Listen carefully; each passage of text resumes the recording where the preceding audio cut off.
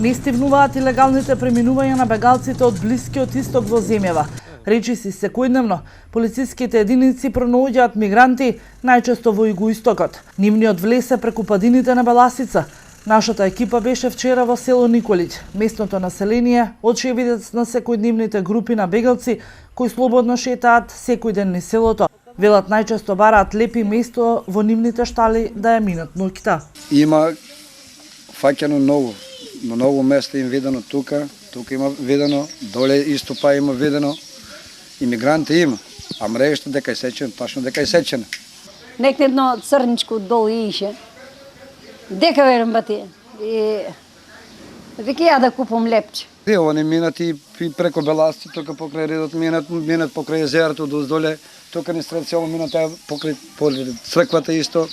Тука едно време беше како граница. Бегалците влегуваат слободно во селото. Жичената ограда која е на само неколку метри од селото е нивниот влез. Жичената ограда долж граничната линија на Грција со соседното село Николиќ е на неколку места веќе испокината.